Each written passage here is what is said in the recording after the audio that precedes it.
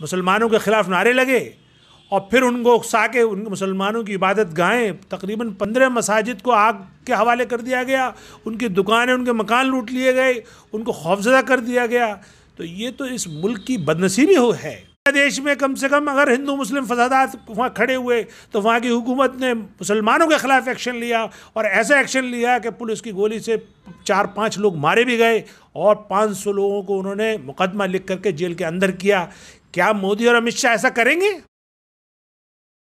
देखिए, त्रिपुरा में भी वही हाल है जो मुजफ्फरनगर में हुआ था या जो दिल्ली दंगों में हुआ था, कि एक पूरा सोची समझी ये जो आरएसएस और बीजेपी की चाल है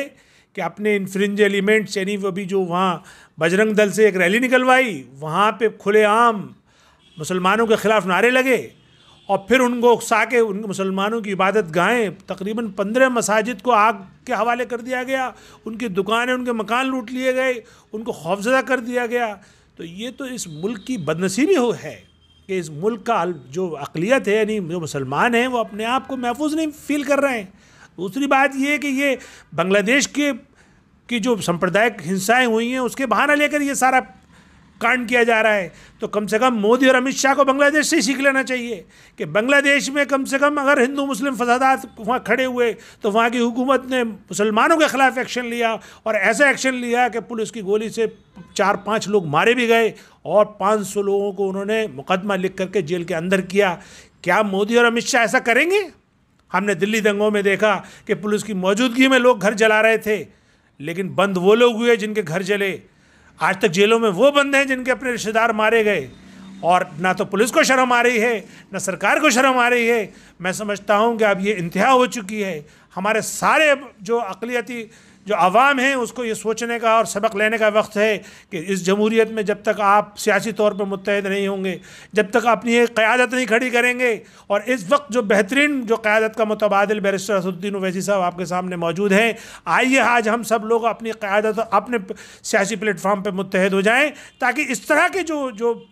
फसादात हमें खौफ और हमें डराने के लिए किए जाते हैं उनका हम डट के मुकाबला कर सकें। और इनका जो बेहतरीन जो जवाब होता है इस तरह के फसाद का या इस तरह के सियासी पार्टियों के हथकंडे का, वो होता है कि जमहूरियत में आप इलेक्शन के थ्रू इनको जवाब दीजिए, अपने सियासी रहनुमाओं को या अपनी क़यादत को ऐवानों में पहुंचाइए, ताकि इस तरह के फसाद करने वाले उपद्रवियों के ख़िलाफ़ हमारे भी जो कायदीन हैं वो ऐवानों में जाके इनके ख़िलाफ़ कानून साजी या इनके ख़िलाफ़ कार्रवाई करा सकें। अब तक होता यही चला आया है कि जो नामनिहाद सेकुलर पार्टीज़ हैं